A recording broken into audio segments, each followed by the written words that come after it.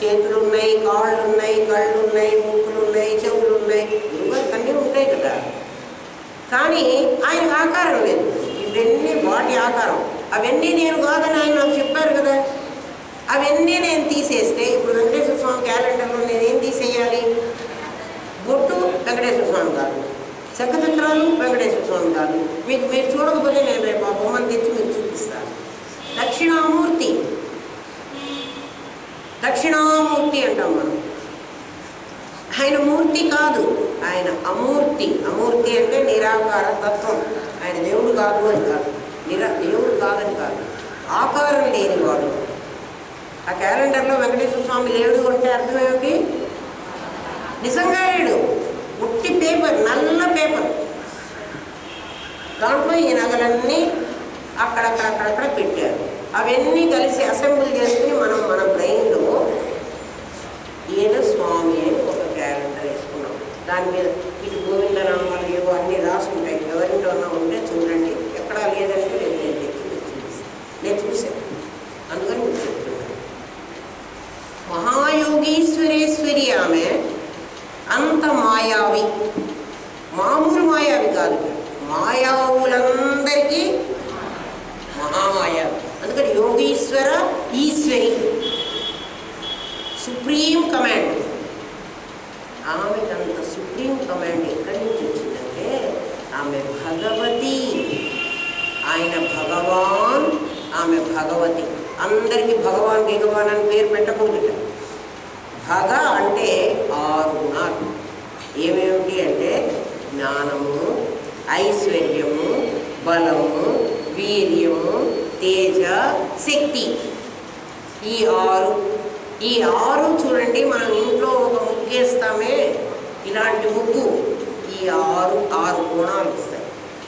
అందుకే అమ్మవారికి షాడ్గుణ్య పరిపూరిత అని పేరు. షాడ్గుణ్య, షాడ్ అంటే 6, షట్ అంటే 6, షడ్గుణాలు అంటే 6 గుణాలు. 6 గుణాలతో పరిపూరిత, పూర్ణమై ఉంది ఆమె. ఇందులో ఏ ఒక్క గుణం లేకపోయినా ఒక భగవంతుడు. ఈ 6 ఉన్నవాడిని భగవాన్. భగవాన్ అంటే వంతుడు, కలవాడు. ఈ 6 కలవాడు భగవాన్, 6 కలది భగవతి. గుర్తు లేకపోతే మళ్ళీ వినండి. జ్ఞాన, ఐశ్వర్య, బల, వీర్య, తేజ, శక్తి. ఈ 6 దేంట్లో ఉంటాయో షాడ్గుణ్య పరిపూరిత. వ్యాస భగవానుడు కానీ, శంకర భగవత్పాదుడు కానీ, వీళ్ళందరూ ఈ 6 గుణాలతో నిండి ఉన్నవాళ్ళు. అలాంటి వాళ్ళని, జీవన్ముక్తులైన వాళ్ళని షాడ్గుణ్య పరిపూరితులు కాబట్టి వాళ్ళని అనొచ్చు. మిగిలిన వాళ్ళు ఎవరిని ఏదో కాస్త విభూతి తీసి, ఒక దండ తీసి ఏదో ఇచ్చేస్తే వాళ్ళు భగవాన్ కాదు. పొరపాటుగా కూడా అందరినీ భగవాన్ అనవాకండి. వ్యాస భగవానుడు అన్నారు వ్యాస మహర్షి కదా. అట్లాగే శంకర భగవత్పాదులు అన్నారు. వాళ్ళిద్దరికే చెల్లుతుంది. ఇంకా జీవన్ముక్తులు, జీవితం దేహంతో ఉండి వాడు ముక్తి సాధించిన వాడు ఎవడైనా ఉంటే వాడిని భగవాన్ అన్నాడు. సిద్ధులు చూపించిన యోగీశ్వరుణ్ణి భగవాన్ అనవాకండి. చాలామంది అంటారు సాయి భగవాన్. సాయి భగవాన్ కాదు, సాయి సిద్ధ పురుషుడు, యోగీశ్వరుడు. మరి ఆంజనేయుడిని భగవాన్ అంటున్నారా? మరి ఆంజనేయుడిని అనకపోతే మరి ఎట్లా అంటున్నారా? మీరు ఆలోచించండి. మేమంతా డివోటీస్ అండి. తప్పకుండా డివోటీ అయినా అనుకో అంటే డివోటీ అనేటువంటి ముసుగు వేసుకున్నావు. నిజంగా నువ్వు డివోటీ కాదు. ఎందుకంటే నీకు డివోషన్ అంటే తెలియదు. ఎవరిని కూడా భగవాన్ అనుకోండి. భగవాన్ ఎవరు అంటే ఈ 6 గుణాలు వాళ్ళు ఉండాలి. ఉన్నవాడే భగవాన్. శంకర భగవత్పాదుడు చెప్పారు కదా. ఇది మహాయోగీశ్వరేశ్వరి, మహాతంత్ర, మహామంత్ర, మహాయంత్ర, మహాసన. అదే కదా. తర్వాత మహాయోగీశ్వరేశ్వరి అదే. ఇది మహాతంత్ర, మహామంత్ర, మహాయంత్ర అన్నది మీకు ఇంతకుముందు మనం గ్రౌండ్లో చెప్పుకున్న దాంట్లో చెప్పారు. మహాయంత్రం, శ్రీచక్రం, పంచదశీ మంత్రం, పూజా విధానం. మహాసన, మహాయాగక్రమారాధ్య,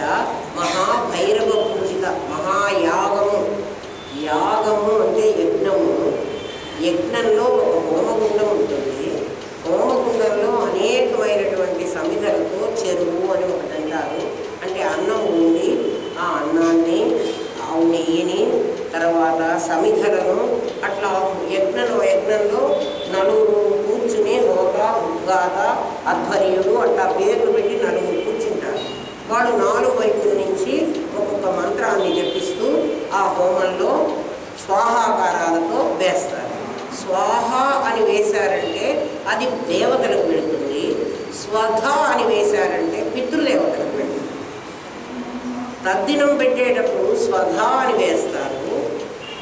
స్వాహ అని వేస్తే దేవతలకు వెళుతుంది. స్వాహాకారం అలా వేసి ఆ యజ్ఞాన్ని చేస్తారు.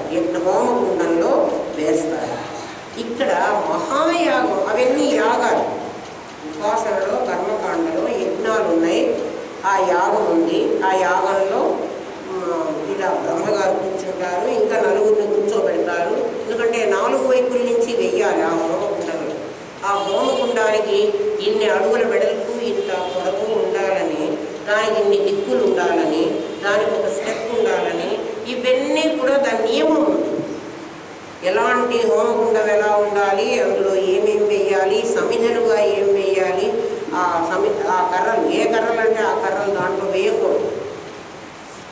అలాంటిది హోమం చెయ్యాలి. అది యాగం. ఇది మహాయాగం. మహాయాగక్రమ ఆరాధ్య. ఈమె ఏమిటి యాగం చేస్తున్నారు అంటే ఇంద్రియ అధిదేవతలు, దానికోసం చంపవలసినటువంటి పశువు. యజ్ఞయాగాలలో పశుబలి కూడా ఇస్తారు. పశువులు తీసుకొచ్చి, అయితే పశుబలి పాతకాలంలో ఎలా ఉండేదంటే ఒక మేకని తీసుకొస్తారు. ఆ మంత్రశక్తితో ఎవరు కత్తి పెట్టి కొయ్యరు ఆ మేకని. వీళ్ళ మంత్రశక్తితో దాని పొట్ట విచ్చుకోవాలి. ఆ విచ్చుకున్న తర్వాత ఆ మేక కడుపులో ఇంత చిన్నది 6 అంగుళాల పొడవు వెడల్పు కలిగినటువంటి వప అంటారు దాన్ని, ఒక పదార్థం. దాన్ని మాత్రం తీసుకుంటారు. ఆ పొట్ట చీల్తే అందులో నుంచి తీసుకుని ఆ బ్రాహ్మణుడు, ఆ యజ్ఞం చేసేవాడు మళ్ళీ మేకను నడిపించాలి. మంత్రంతో పొట్ట కోయాలి. మళ్ళీ మంత్రంతో ఆ మేక పరిగెత్తాలి. అప్పుడు పరిగెత్తినప్పుడు మాత్రమే యజ్ఞం సఫలమవుతుంది. ఆ మంత్రం రాక యజ్ఞాలు ఏదో పిచ్చి యజ్ఞాలు చాలా చేస్తున్నారు కదా, అలాంటి వాళ్ళు అందరూ ఏం చేస్తున్నారంటే మేకను నిజంగా కోస్తున్నారు. యజ్ఞ పాయసం అని దాన్ని వండుతారు. ఏది ఆ చిన్న ఒప్ప అంటారు. ఆ ఒప్పను తీసి, నేను కూడా చదువుకున్నానే కానీ నాకు కూడా తెలియదు, నాకు తెలిసినంత మీకు చెప్తున్నాను. ఇందులో సత్యం కూడా కాకపోవచ్చు, ఎందుకంటే నేను యజ్ఞం డైరెక్ట్గా నా కళ్ళతో నేర్చుకోలేదు. యజ్ఞం అంటే ఇలా చేస్తారు అని మాత్రమే విన్నాను. నేను విన్నది మీకు చెప్తున్నాను. ఇది బ్రహ్మ విద్య లాంటిది కాదు, నాకు తెలియదు. నాకు తెలుసు అని నేను మిమ్మల్ని మోసం చేయను. యజ్ఞంలో ఒక పశువుని బలి ఇస్తారు. అంటే బలి ఇవ్వడం అంటే మేక పరిగెత్తాలి, అప్పుడే యజ్ఞం పరిసమాప్తం అవుతుంది. అలా కాకపోతే పరిసమాప్తం కాకూడదు. ఆ యజ్ఞం చేయకూడదు. ఒక జీవహింస చేయడం తప్ప మా యజ్ఞం అనే పేరుతో ఉట్టిగా ఆహారం, అన్నము, దాన్ని ఉడకబెట్టి నెయ్యి, మన యజ్ఞాలన్నీ చేస్తూ ఉంటారు. ఇవి కూడా యజ్ఞాలు. కానీ ఈ యజ్ఞం వేరు. ఎటువంటిదంటే జీవహింస చేస్తున్నారు. చండీ యాగం అని ఏం చేస్తారు. ఈసారి ఎప్పుడైనా వెళితే చూడండి ఆ యాగాలు ఏం చేస్తున్నారో. ఇక్కడ హోమగుండం నీ మనసు, దాంట్లో అగ్ని నీ జ్ఞానం. హోమగుండం నీ మనస్సు, దాంట్లో అగ్ని నీ జ్ఞానం. సమిధలు నీ నామరూపాలు. నామము, రూపము. ఎవరెవరి మనుషులు నీకు నా భార్య అనిపిస్తోందో, నా కొడుకు అనిపిస్తున్నాడో వాడనేవాకండి. హోమగుండంలో వాళ్ళని వెయ్యద్దు. మీ మనస్సులో మీకు ఏదైతే ఉందో దాన్ని వేయవలసింది. సమిధలు నామ, అది మృత్యువు. ఆ మృత్యువు అది అందరినీ కబళిస్తుంది. మనకందరికీ మృత్యువు ఉంది. మరి ఈ హోమగుండంలో ఈ చిదగ్ని గుండాన్ని నీ మనస్సులో ప్రజ్వలింపజేసి నామరూపాలనేవి ఆ అగ్నికి సమిధలుగా ఆహుతి చేస్తే ఆ మృత్యు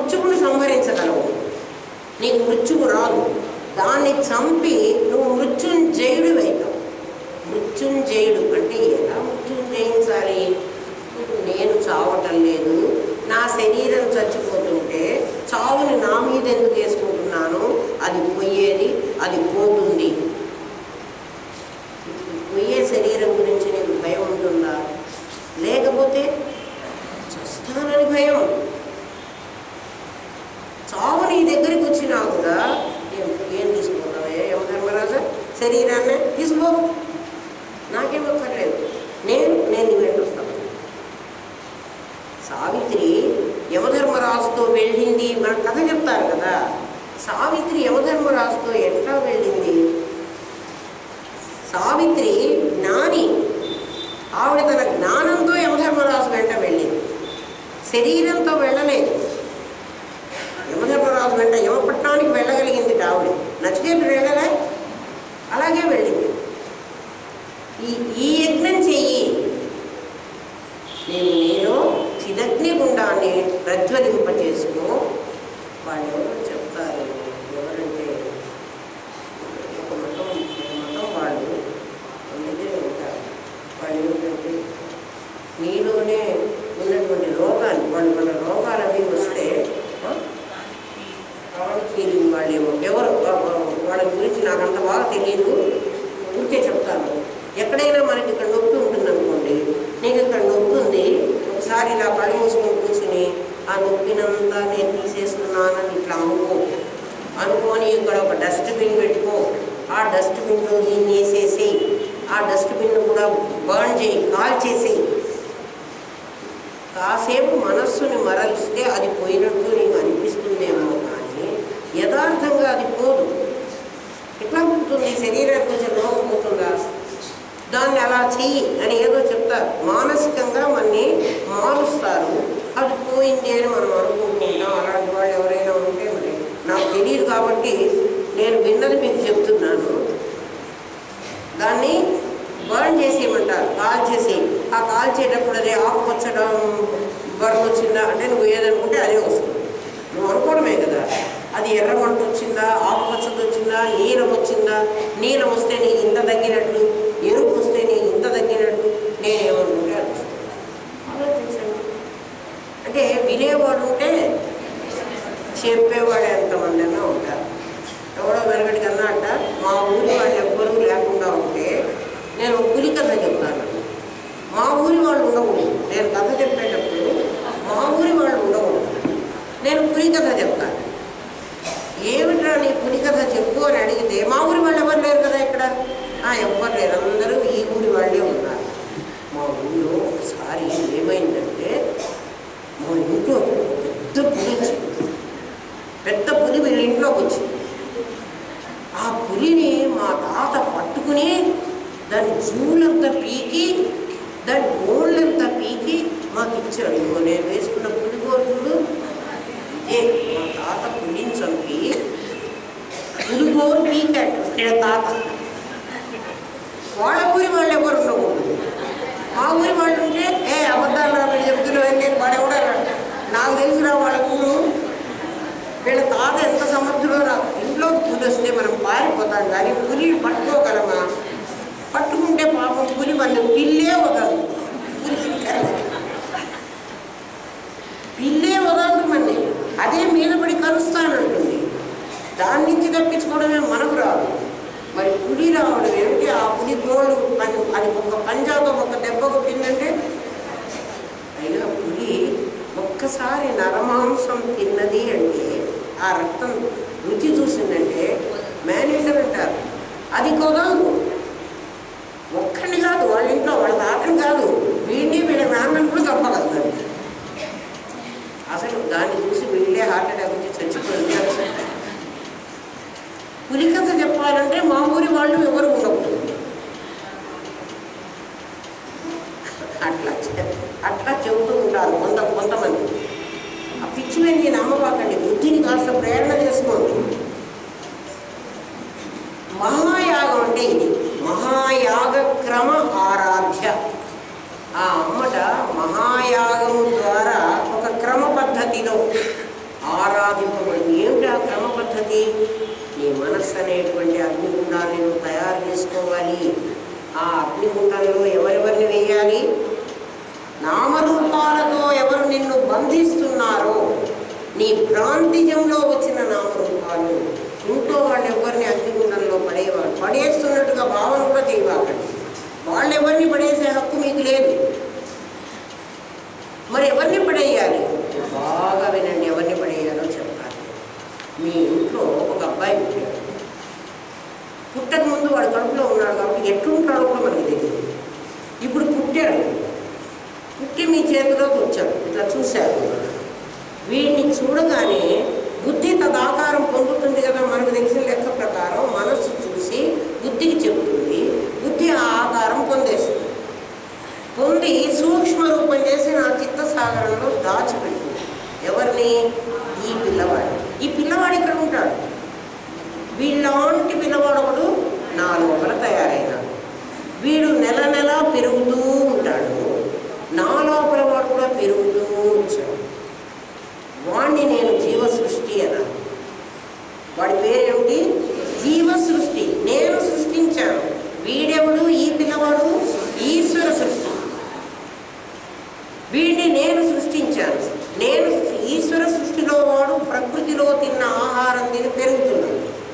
జీవ సృష్టిలో వాడు నేను పెట్టే ఆహారం తిని పెరుగుతున్నాడు. అంటే నా దగ్గర ఆహారం కూడా తీసుకుని వాడు పెరుగుతున్నాడు. ఇప్పుడు మీ కొడుకుని మీరు పుట్టినప్పుడు ఇంత పిల్లవాడిని చూసారా? ఇప్పుడు మీ కొడుకుని మీరు జ్ఞాపకం చేసుకోండి. ఎంత పిల్లవాడు కనపడతాడు? ఇప్పుడు ఎంత వాడు ఉన్నాడో అంతవాడు కనపడతాడు. వాడిని ఎవరు పెంచారు? ఆలోచించండి. కనిపించాడా? కనిపించలేదా? ఇప్పుడు మీ లోపల ఉన్నవాడు ఇప్పుడు మీ కొడుకు కాబట్టి కూతురు అనుకుంటారా? నాకేంటి, మేము అమ్మగారు కొడుకునే చెప్తున్నాను, నేనేం కొడుకునే చెప్తాను. ఎవరినన్నా మీ ఇష్టం. జీవ సృష్టి, జీవ సృష్టి ప్రతిబంధకం. నీకు ఈశ్వర సృష్టి ప్రతిబంధకం కాదు. ఈశ్వర సృష్టిలో వాడు టైం అయిపోతే వాడు చచ్చిపోతాడు. జీవ సృష్టిలో వాడు చావుడు నిన్ను బాధిస్తున్నాడు. నీ లోపల కూర్చుని నిన్ను రోజు బాధిస్తున్నాడు. వాడు చచ్చిపోయినా ఉంగరం వాయనైనా నేను ఎట్లా ఏడుస్తానో అట్లా వీడు చచ్చిపోయినాడే లోపల ఉన్నవాడు, లోపల ఉన్నావు కదరా, ఎందుకురా నన్ను బాధిస్తున్నావు అంటే నేను చచ్చిపోయినాను. వాడు లోపల కనపడుతున్నాడు. వాడు చావడు. ఆ జీవ సృష్టిలో ఉన్న వాణ్ణి మీరు అవగుణంలో వెయ్యండి. వాడు మిమ్మల్ని బంధిస్తున్నవాడు, వాడు మిమ్మల్ని బాధిస్తున్నవాడు, వాడు మిమ్మల్ని సంసారంలోకి లాగుతున్నవాడు. అంటే నా కొడుకు ఒకటేనా నన్ను లాగుతున్నది కాదు నాయన. నీ ఈశ్వరత్రయాలన్నీ అందులో, అవన్నీ జీవసృష్టిలే. నాకు ఇల్లు కావాలి, నాకు పొలం కావాలి, నాకు ఉద్యోగం కావాలి. ఉద్యోగమా ఏమన్నా ఎంపీలు ఎమ్మెల్యేలు సీట్లు కావాలి, నేను ప్రైమ్ మినిస్టర్ ఆఫ్ ఇండియా కావాలి, ప్రెసిడెంట్ ఆఫ్ ఇండియా అయితే మరీ మంచిది. వాడు ఎవడో అడుగుతాడు కదా గోవిందా గోవిందా అని. అవన్నీ నాకు ఇస్తే నీకు 7 కొండలు ఏసీ చేసేస్తాడు. ఎన్ని కోరికలు ఉన్నాయి వాడికి. చూడండి, సినిమా కబుర్లు భలే రాస్తారా. 7 కొండలు ఏసీ చేసేస్తాట. వీడికి ఇవన్నీ కావాలి. అవన్నీ నిజంగా గుంటెమ్మ కోరికలా, మానవుడు కోరదగిన కోరికలేనా? మీరు ఆలోచించండి. అవి కావాలి వాడికి.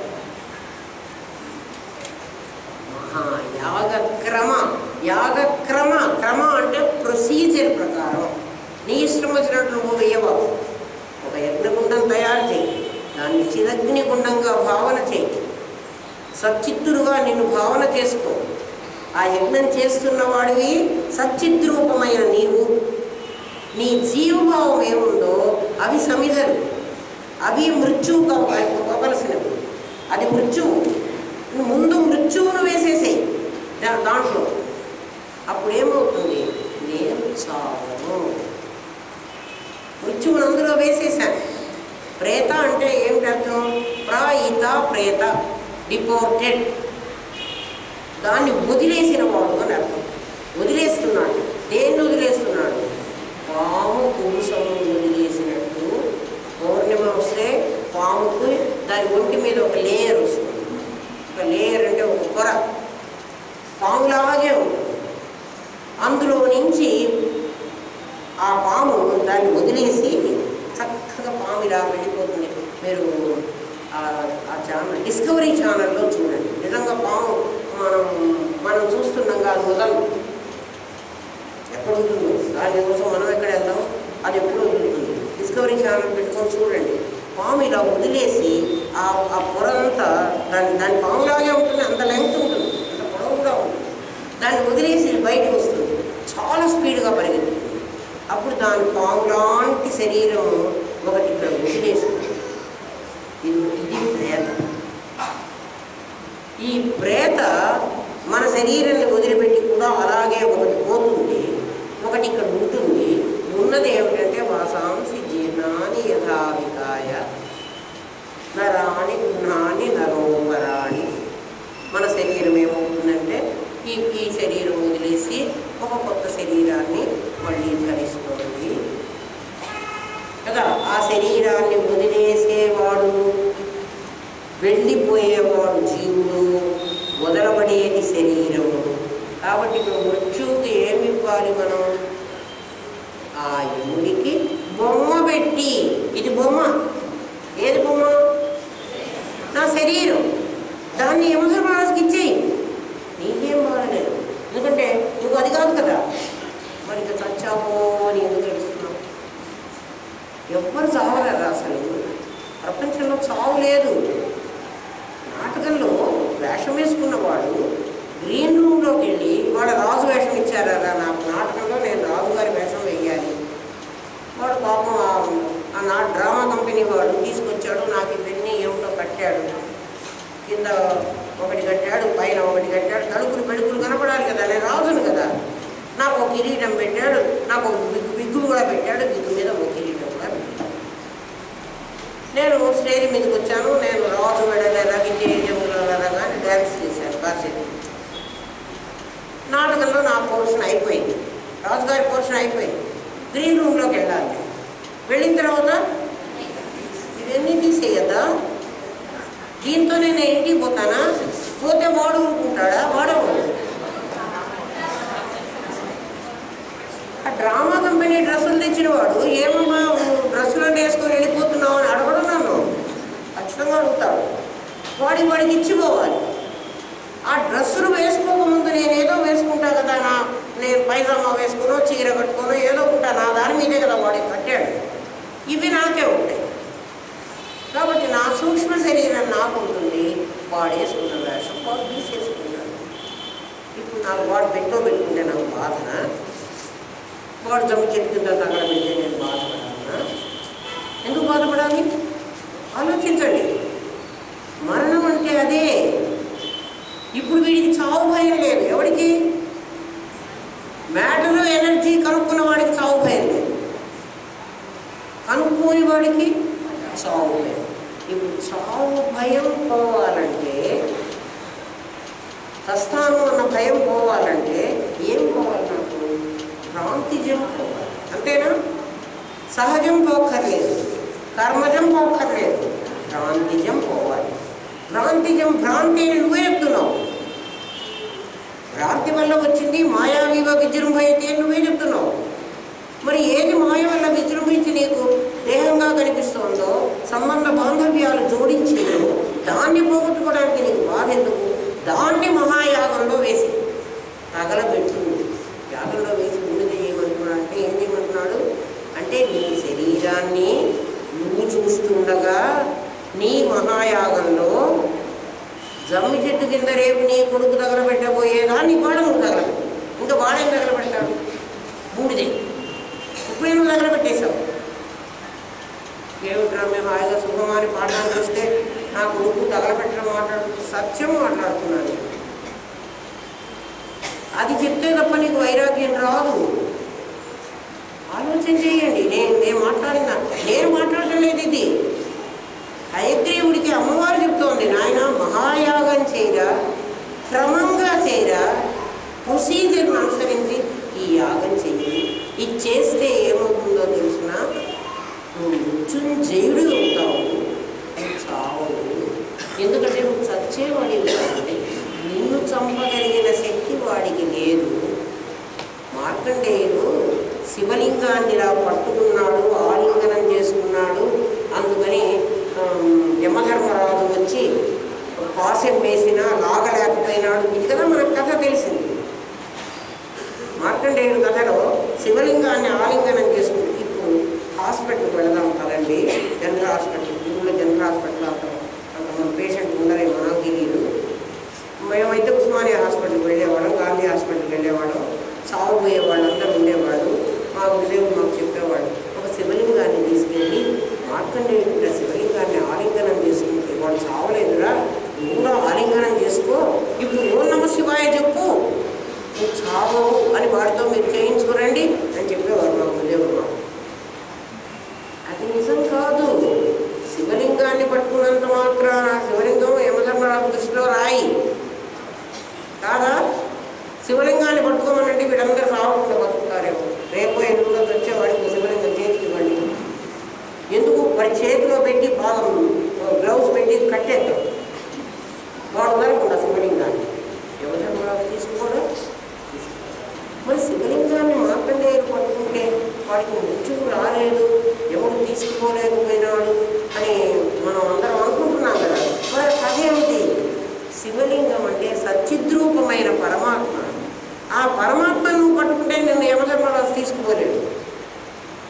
వాడిని అందులో వేశాడు. ఏమి వేశాడు? తన నామరూపాలనేటువంటి సచ్చిత్తులే నామరూపాలుగా కనబడుతుంది. వివర్తం కదా. ఆ వివర్తమైనది